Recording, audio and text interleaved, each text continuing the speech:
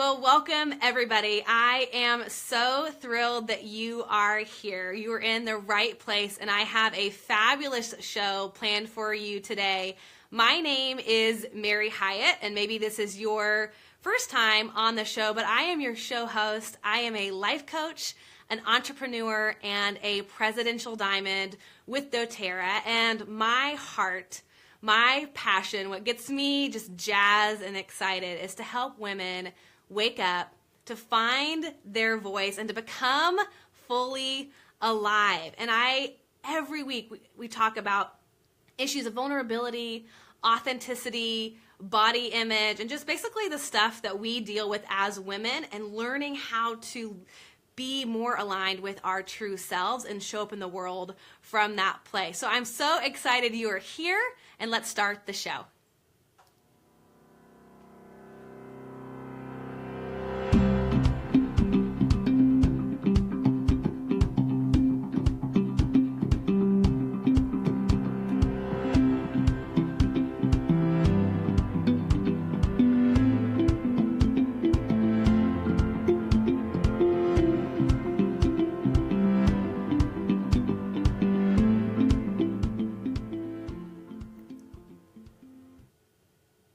So excited to introduce to you my very special guest, Jadah Sellner. I cannot wait to brag about her. She is somebody who I have had the pleasure of getting to know a little bit through the past couple years, and this feels like several years in the making. But Jadah is an author. She is an international speaker. She is a poet. She is a creator of the Mentorship Lab and Love Over Metrics and Build Your Challenge at JadahSellner.com. But since 2009, Jadah has started 3 businesses, y'all, including 1 brick and mortar, and now helps creative CEOs, visionary entrepreneurs, and social change companies lead with love so that you can connect to your bigger vision, reach more people, support your family, and grow your income while not adding more work for you. And you may also know her from her work as co-founder and co-author of Simple Green Smoothies, which has been featured on the Doctors TV, Oprah's O Magazine, you guys, Target, and the Wall Street Journal. Jadah helped to grow the Simple Green Smoothies community with her friend and co-founder Jen Hansard from 0 to 355,000 subscribers, reaching more than 30 million page views, 415,000 Instagram followers, and 320 Facebook fans. With her partner in Kale, she helped over 1 million fans commit to drinking plant-based smoothies with challenges. So when Jadah is not helping world changers build their tribes with the Love Over Metrics movement, you can catch her reading Shel Silverstein poems at her dinner table. She lives in San Francisco in the Bay Area with her husband, with her sweet, beautiful daughter, and their little chi-weenie dog, Clementine. So Jadah, welcome to the show. I am so excited and just honored that you are spending the afternoon here with us, and welcome. Thank you, Mary. It's an honor to just be here with your community and share with you today. So obviously we've known each other for a little while. I was trying to remember when the first time is that I met you. I was totally fangirling over you when you spoke at Social Media Marketing World in San Diego. I feel like, what was that, like 2 or 3 years ago now, probably? Probably 3, at least 3. Yeah, and I was like, who is this amazing person? I had to get to know you. And I don't know if you remember this, but I went up to you and I introduced myself to you.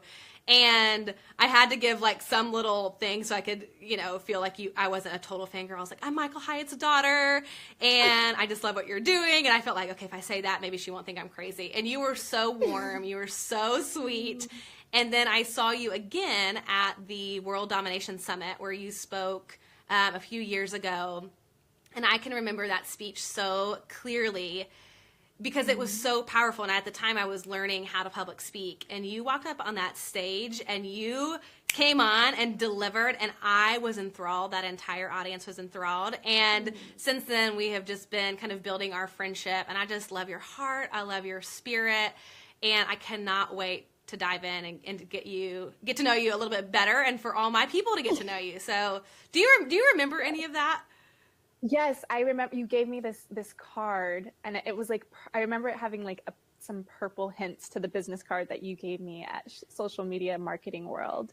And I also, I mean, with the WDS talk, I that was my first keynote ever in front of 3,000 people, Oh my and your gosh. dad was there as well, and I was just like, oh, I'm speaking in front of all these people, and I couldn't wait for my time slot to be over because I just, all the butterflies in your belly. So it was definitely one of those moments of I want to do more of this, and I went really big the first time too.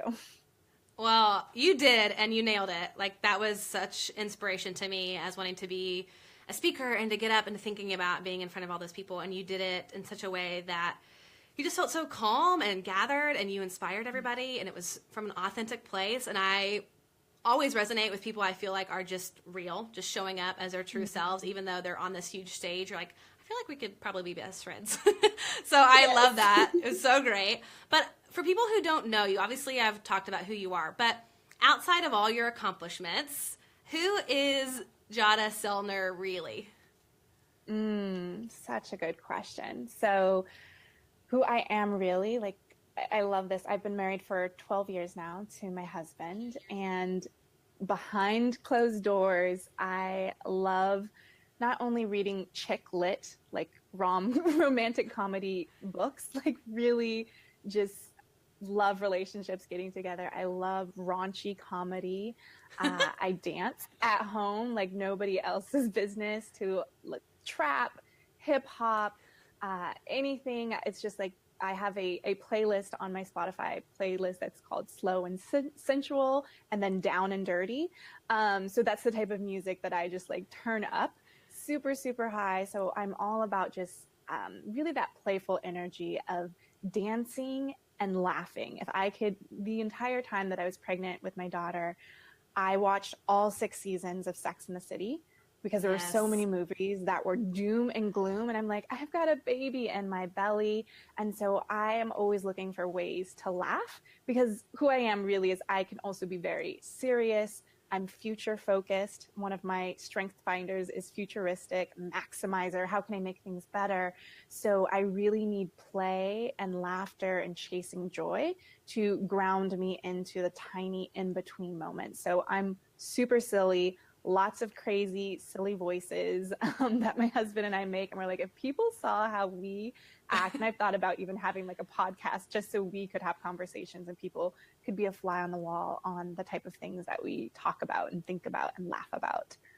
I love that so much. I can just picture you just dancing in your kitchen, and I did not know you were into trap music, girl. That is amazing. I love it.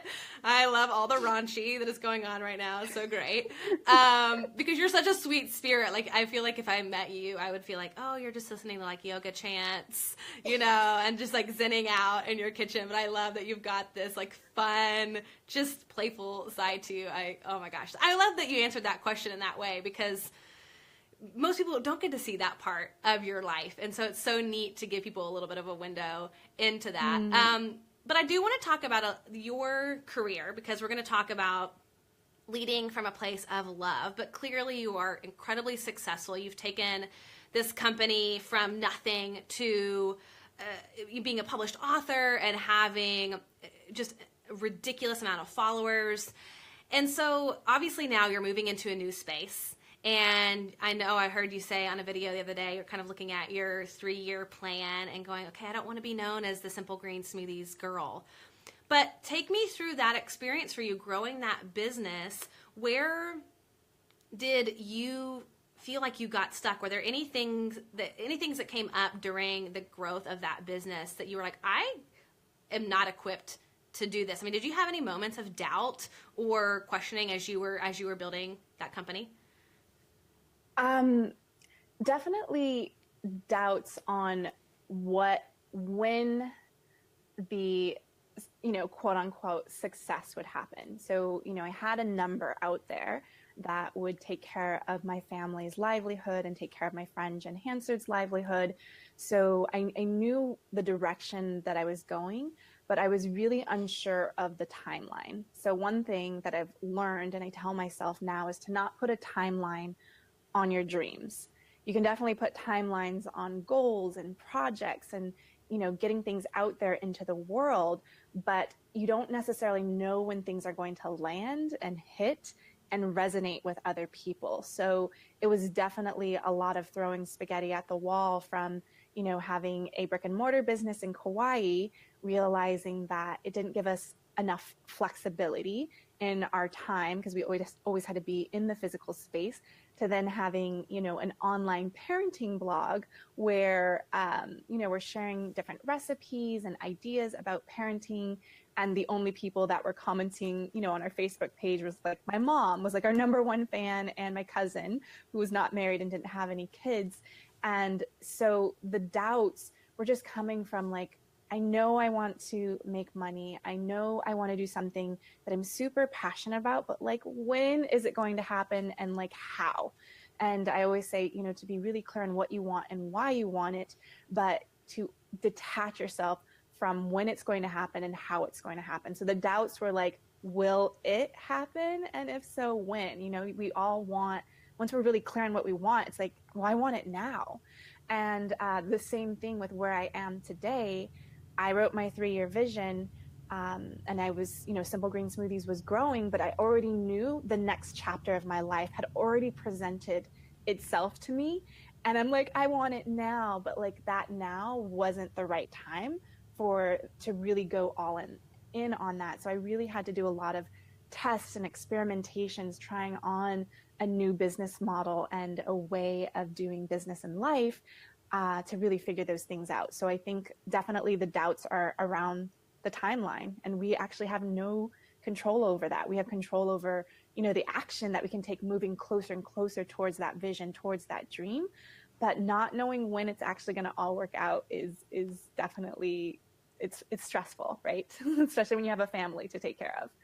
It is. And I just keep thinking, like, how did you know, if you didn't see results immediately, how did you know to keep pushing at it? Like, how did you know, okay, this isn't going to be a great idea, let me just drop it, let me try something else? I know a lot of entrepreneurs get in their head about that, and they think, okay, is this really worth all the time, all the energy, all the effort that is involved? Like, will it actually pay off? So how did you know to stay in it before it became what it was? Yeah. So I wasn't attached that it had to be Simple Green Smoothies, right? Or that it had to be the parenting blog. I think that was the thing. It's like, I know I want an online business. I know I want to help people using my gifts, my wisdom, my expertise. And that could look a million different ways. And so with Simple Green Smoothies, it was actually never supposed to be a business or its own website. It was really because we wanted to create a green smoothie ebook. And what unfolded was a lot of momentum and traction and resonance around us sharing green smoothie recipes on our Simple Green Smoothies Instagram account. So what I was persistent about was creating a business where I'm using my gifts, where I'm using my knowledge to help people. And if I don't see people resonating with a message or an idea, then I know I've got to try something else. So it's not giving up on the path of helping people. And even today I say, can I tell you a secret? I'm actually not passionate about green smoothies. What I'm passionate about is helping people. And I believe, many of your listeners probably have that same heart and pull and call of how can I be of service? How can I help more people? And I'm willing to try as many experiments as possible to figure out how I can help more people. What is the solution that they're willing to invest in? Time, money, energy, so that then I get that exchange back to actually provide a livelihood for my family and I. I love that. And I think you have to be flexible. And like you brought up, non-attachment, be willing to experiment here and see if that works. And if it doesn't, go over here. And if that doesn't work, go over here. And I think so often we get stuck thinking the one way that I've attempted this isn't working, so therefore my business is failing, or it's not worth pursuing and I should just give up. When in reality, there's so many other avenues to explore and to see, okay, can this get a response? Let me try this way. Like the other day, I've been obviously building my doTERRA business, and my friend and I last night taught a Facebook Live class, essential oils over cocktails, and we'd never done that before. and we were having a hard time getting people to show up for classes. And I thought, well, let's just try Facebook Live. But if I thought the only way to connect with my people was through an in-person class, I probably would have given up by now. So being willing to be flexible, change the strategy a little bit, and be open to where it leads you, because there are surprises in business all the time, I feel like. So I have a question from Shelly. Okay, so this is such a great question. Thinking about this transition that you made from Simple Green Smoothies into now really helping entrepreneurs and business owners lead out of that love. She asks, how do you feel confident in making the jump and changing directions with your business? Oh, hang on one second. I think we lost sound. 1 second. We'll just hang on and get that going here. Matt, just give me the thumbs up on that. Yeah, it's so slow. So the question that we're asking from Shelly is, how do you feel confident in making the jump and changing directions with your business? So let's see if, let me take one more second to grab that audio. And I think that, okay, let's see. Let me test it, Jadah. Let's see. Yeah. Okay, perfect. Okay, go for it. You got the green light. Great. Shelly, it's such a good question. And I will say, when you're making a leap for those big decisions in life, there actually won't be a lot of confidence there. So it's really leading from where your heart is pulling you towards, and not to deny when your heart is really speaking in that place. So I hem and hawed on this decision for over 2 years. So it was really having to build up experimentations every quarter. What I would do is kind of try on some pieces of the business model, the next chapter that I wanted to step into, and just do a mini experiment so that I could still show up and really show up for my responsibilities in my current business, which then was Simple Green Smoothies. And I would try on different ways of growing this new business on the side. So whether that was in a speaking event, or leading a 6-week group program, or a 2-day retreat, and a 6-month program. So I was trying on different ways of creating revenue. And so I didn't leave completely like with no plan in front of me. How I built the confidence was I was building tests that gave me confidence and insights of like where my heart is pulling me towards.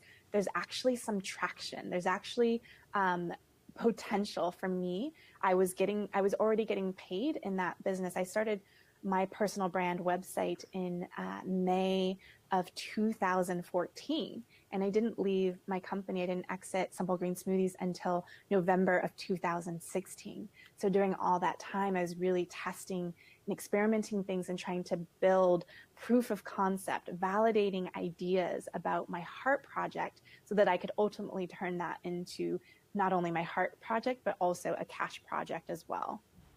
Oh, I love that. I mean, that's just wisdom. I feel like sometimes we get so excited about an idea and we just want to chuck everything that we're doing and jump in. I know my personality is that way. I'm a total quick start, so I fall into that trap all the time. But just sticking with something long enough, being guided by your intuition, and knowing when the timing is right to transition gradually, and testing the waters until you feel like, okay, now is the right time to move into this new space. And yeah. I know that part of this new space is for you is this whole concept of love over metrics, which I just cannot wait to talk about, because you're creating right now a TEDx talk that you're going to be presenting in November, right? Yes. Which is so exciting. Can I just say a huge congrats to that? Thank That's a you. big freaking deal. Big freaking deal. So tell us about love over metrics. Like, what is the concept? How did you get to that place? And like, why is it so important to you? Yeah. So I mentioned love over metrics in my world domination keynote in 2014. And when the name came up, I was actually brainstorming and collaborating and sharing my talk idea with Clay Hebert, and somehow it just came up in our conversation, and I was like, oh, yes. And I immediately went to go check to see if the domain was available. And that was it. Like, it just sat and incubated, and I left it alone. I didn't really play or experiment or try to turn it into anything. I just knew that that phrasing just resonated with me so much, and I included it in my talk, but I didn't know what it was going to look like in the future. And then as I moved into this next chapter, and as I continue to do more speaking, I just really believe that love over metrics is about leading with love and allowing the numbers to follow.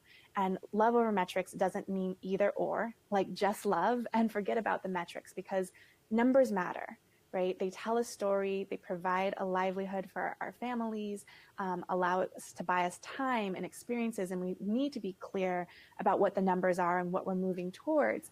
But when I think about my values and when I'm discerning about making decisions, when it's, a money-based decision or a heart-based decision, I'm always going to lead with the love and leave money on the table in service of treating people with more humanity. So it's like honoring the people behind the numbers.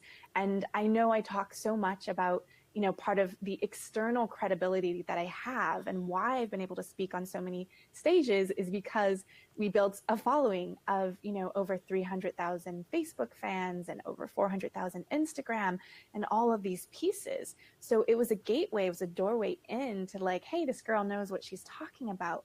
But how we built those numbers had nothing to do with money or measuring or conversion rates or A/B testing. We never said we want 10,000 people on our email list. We were always in the place of how can we add as much value and transformation to more people's lives with the gifts that we have inside us. So all of those numbers that we achieved had nothing to do with doing magical computations around math and numbers to get to that place. So instead of using all of our time pouring into spreadsheets, we used all of our time to pour in and love up on our community and get feedback from them on how we can solve their problems. So it's not an either or, it's just permission for people who really, really care about people to actually give them permission, like, hey, it's okay to make decisions based on how much you love the people that you serve.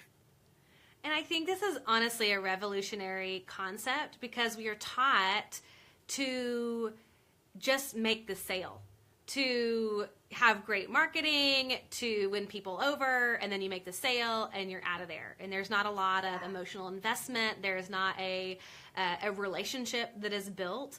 And the focus always is on numbers. How many units can I sell? How many programs can I sell? How many oils can I sell?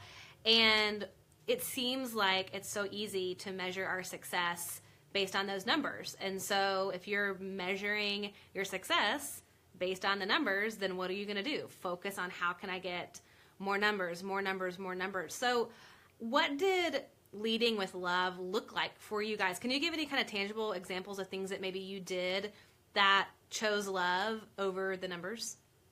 Yeah, absolutely.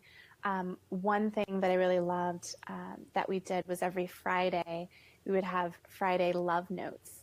And this was a way to bridge the community that we were serving with the team that was helping love up on them. So every Friday, our community happiness specialists would see who is rocking out in our community, especially during our 30-day green smoothie challenges, and would just reach out and say, hey, I noticed that you're posting photos. One example, a mom was posting photos of her son that was drinking green smoothies, and just every day a new picture of him drinking a green smoothie. And so we would surprise and delight people like that and say, we want to gift you a $25 gift card to just whatever you want to do.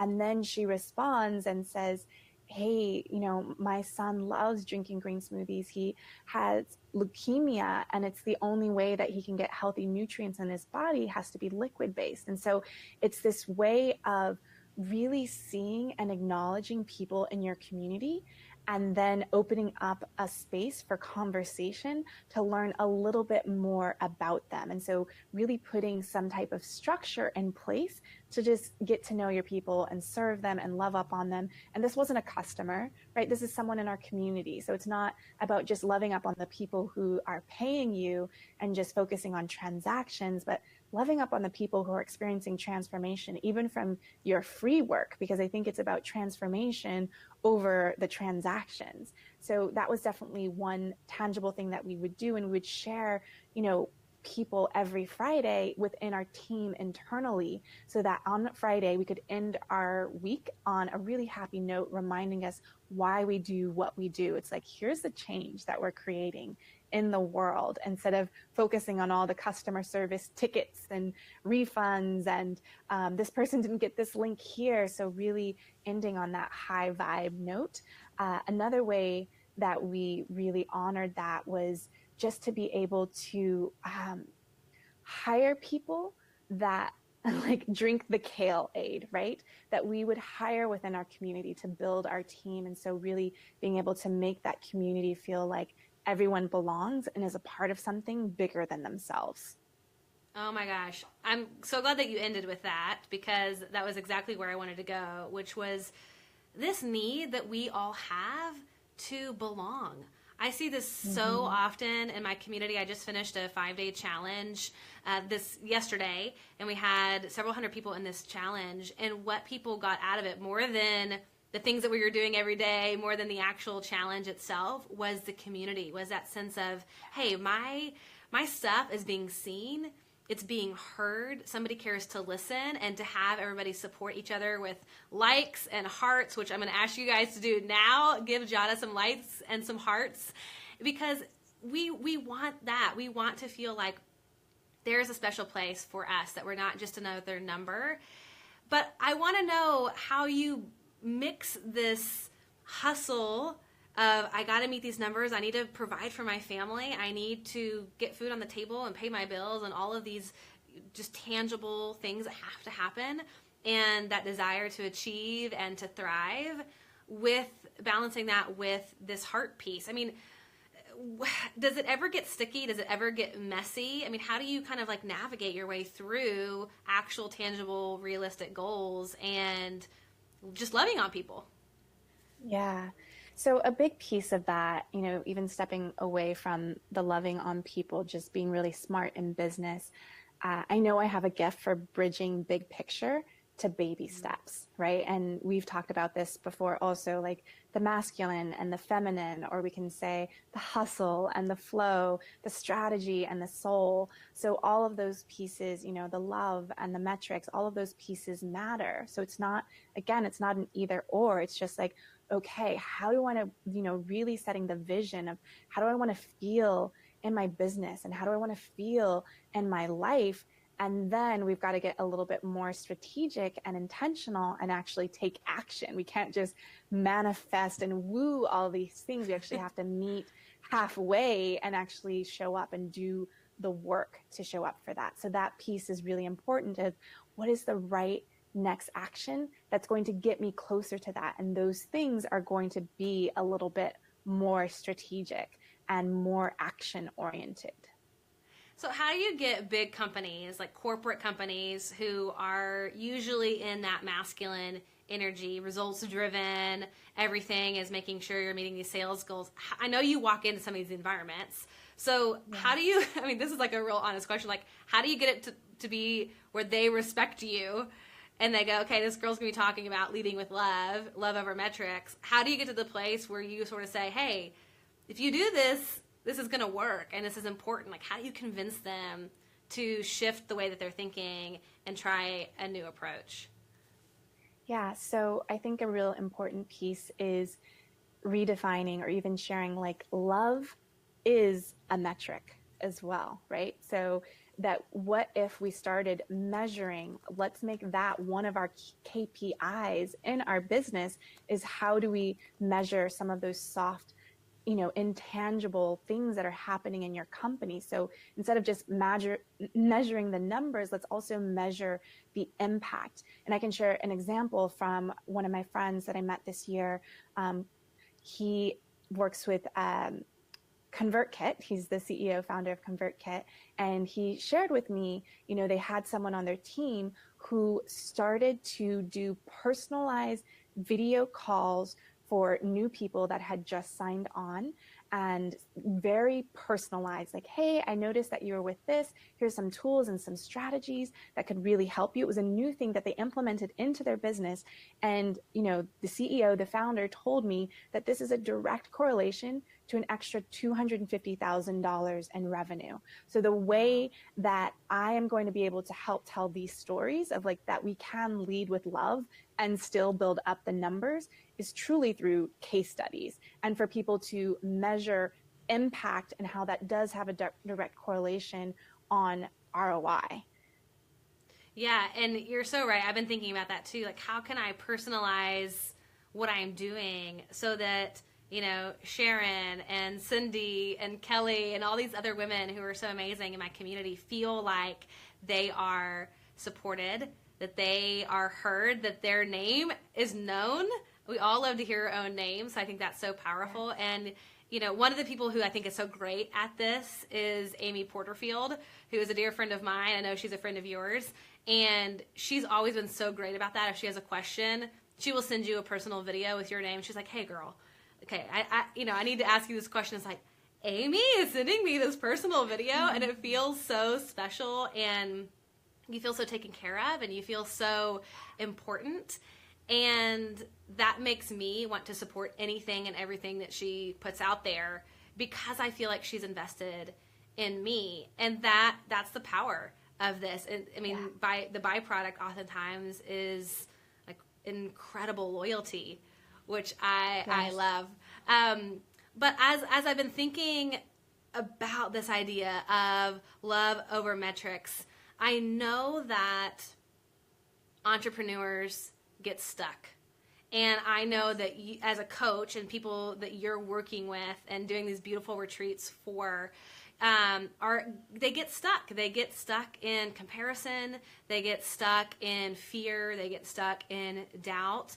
And I was just curious if there is something that you've noticed with all the people that you've worked through that is maybe a universal sticking point for them, and something that you just keep coming back to over and over again. I don't know, that's off topic maybe, but is there anything that you keep consistently seeing show up?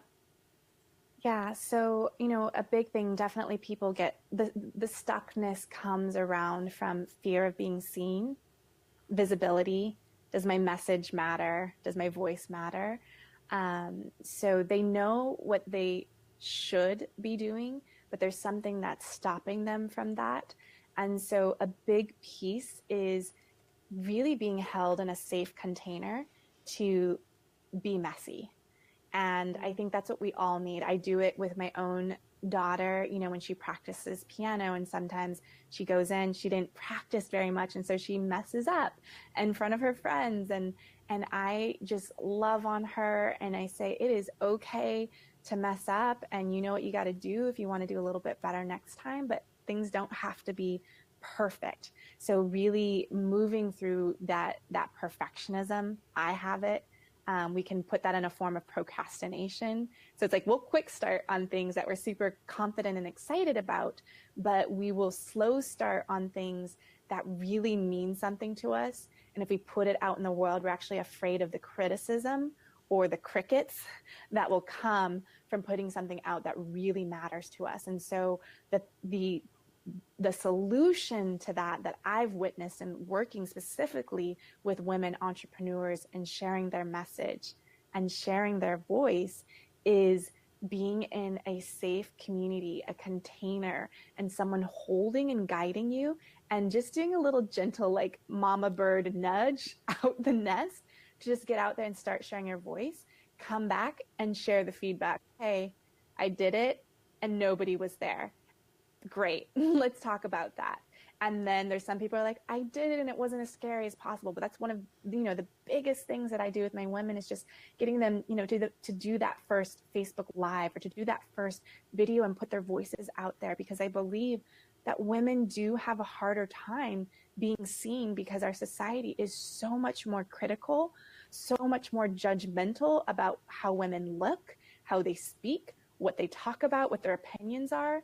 it's just way different. Men don't get the same type of criticism. So I totally get why we have these fears to share our voices and to be visible and to share what really matters to us, because we don't want things to be crushed, right? We don't want that vision, that dream to be crushed.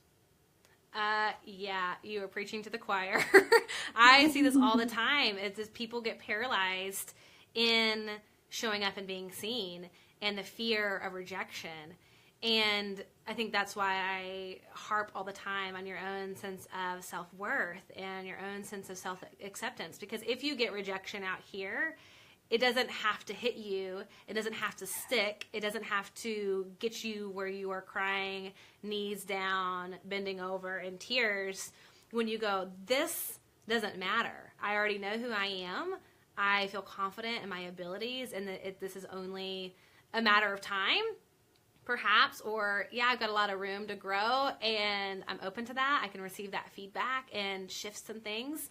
But I know that a lot of the women that I work with don't have those kinds of communities. They don't either have great female friendships. Maybe they're not in an organized community like a church or a school. And I don't know if you guys feel this. I want to hear in the comments if anyone feels alone in this journey of building your business. Does anybody feel alone? You can give a number 1 in the comments. You can even go further and share your experience with that, or maybe just say, yes, feel so alone. Because that has been something that keeps coming back to me, is this feeling of, okay, I want to connect with women. I need the accountability. I need that little mama bird nudge, but I don't know who to ask. I don't know where to get that. So what would be your advice on that? How can women step out and support each other and build communities when they simply don't have an established community and they're feeling really, really lonely? Yeah, so there's a couple things. Super, first step, and this was actually a first step that I took, was just looking for one person versus an entire community. So if you could find one person that thinks and is building a business as well, and being able to mastermind with them, or this is, in the book Think and Grow Rich by Napoleon Hill talks about, is when two people come together, there's a third mind that is created. So just being able to keep each other accountable. And I did this when I first started my business, and I just had one person. She used to be my roommate, and for some reason we both read like similar books at the same time. I'm like, you're the only person that knows what a mastermind is. Let's do it. And, every week at, one day a week at 8:00, we would meet for an hour, and each of us got 30 minutes to just share, here's what I'm working on, here's what I need help with, and then here's what I'm committed to doing the next time we talk. So being able to just like find that one person just randomly and having that conversation, and that really takes courage, right? To just ask and say, here's what I'm looking for. Is there anyone else who would be interested in that? That's free. It's easy. Then there's also, a lot of online communities. You can sign up for online courses. Amy Porterfield has some great ones where you can actually connect with other people who are building businesses, solving problems, and connect in that way. And those tend to be, a smaller investment, but definitely not free. And then similar to what I do when I lead with women is I have actually a paid mastermind group where I'm the coach, the mentor, the guide, facilitating them on the journey, but also bringing a community of like-minded women together, not only online, but in person, face-to-face, heart-to-heart. So I just led a workshop 2 Fridays ago, and I had a group of 20 women coming together, connecting, dreaming, ideating, sharing their visions, and then getting down to what's the next 25-minute task that you need to take in order to move that project forward, and doing it around other people. One of the things that people kept saying is, I'm around people that totally get me. So really setting the intention of, I want to be around a group of people that totally get me. And yes, being an entrepreneur, especially building an online business, is very isolating. I have tons of people in community, but sometimes I'm here in my dining room, my living room, just working on my laptop, or in a coffee shop. So you really have to be proactive, especially as we have more technology at our disposal, which brings more people together, but it also keeps us behind our screens a lot longer than it was just even a few years ago. You absolutely have to be intentional about creating the community that you wished you had. And I think that's a little bit of the bravery piece. When you don't have that, you know, for me, I had to have that big gulp moment of going, okay, this isn't just going to find me. I have to go out and create it. And if you know me well, you know that I am very introverted. I have in my past had a ton of social anxiety, and the idea of going to somebody who I didn't know very well and saying, like, you want to start a mastermind group or a book club even, or some way to create community, would have just sent me into a full-fledged panic attack. So if anybody's feeling that way, I totally get it. But I just want to share an experience that I had a couple years ago when I found myself so incredibly lonely without any community. I ended up creating a book club in my neighborhood, and I didn't know a single person in my neighborhood. So it wasn't like I had met these neighbors before. I hosted a garage sale. Like, I found some things to sell. I hosted a garage sale, and anybody that came to the garage sale that was female, I was like, hey, I'm going to start this book club. Would you like to join? I can send you an invitation. And this I've since moved from this neighborhood. The book club is still going strong 6 years later. And it was out of that bravery of stepping forward and saying, I want more women in my life who care about just learning and talking and being vulnerable. And so you can do that on the personal side, and also, like you said, you know, from a business standpoint of reaching out to people and asking them, hey, would you review something? Would you, you know, exchange an experience of giving some feedback? And I'd love to give my feedback for you, and creating those relationships. So I think that's just such beautiful advice, and I just know people would be blown away by getting to sit in a room with you and have that community of women. I just can only imagine how powerful that must be. But I want to know what is next for you, where people can find you, how they can stay connected to you, because you are obviously such a source of light and encouragement and doing so many cool things. I want people to know exactly where to connect with you. So what's next for you? Yeah, I mean, definitely, as we talked about, the TEDx talk, which I'm super excited about, creates a positive constraint, right, to actually get my message out there in a bigger way. But you can definitely follow me at jadahtsellner.com, the same for my Instagram and my Facebook, at jadahtsellner.com.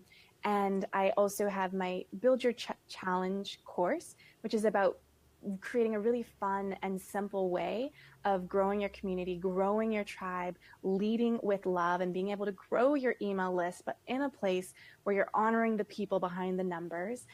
So I have that going on, my Build Your Challenge course, which is super fun. And then I also have, you know, my 12-month business growth incubator, the Love Over Metrics program, for ambitious women with even bigger hearts, with really big ambitions and big hearts. And so those are definitely the ways. And I definitely have some people working with me one-on-one for retreats and things like that. But that's really where I'm focusing my heart and attention, is how can we create more connection in our businesses as well as our lives, and being able to fill ourselves up with love as leaders, really taking care of ourselves, with which, Mary, I think you do such an amazing job, right? That we have to serve from the overflow and really take care of ourselves. And then how do we love up on our team, who is front of the line, interacting with our community and our customers and our clients, and then actually being able to love up on our community, so that the love it's full circle. You know, everyone gets to win in this way of leading in business, of leading with your heart, making decisions from that place, and then allowing the rest to unfold from that. Oh, I love that. I hope people just run to get connected with you everywhere that you mentioned. And to kind of end, I want to ask you one final question, which is, if you could give somebody one piece of advice on how to lead with love, what would that be? So I would say the thing that's coming up for me right now is to give yourself space before making decisions. So for asking for more time. So often in the business world, or even in our lives, we make decisions so quickly. and then we fill our schedules up with so much stuff and we're overwhelmed and we burn ourselves out.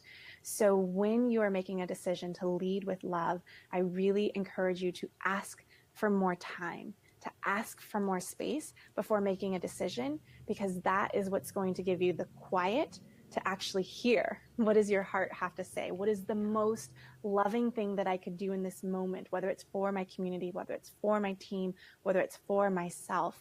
And I think that practice, especially for ambitious women, is so important. So when decisions come at you, or a request to just like, that sounds really cool, and can I circle back with you? I need a little bit of time to think about that. So not rushing into the decision, so that we can actually hear our hearts and make decision from that place and not make them from our heads. That is so good. I feel like we could have started with that and had a whole other separate conversation. It's so good.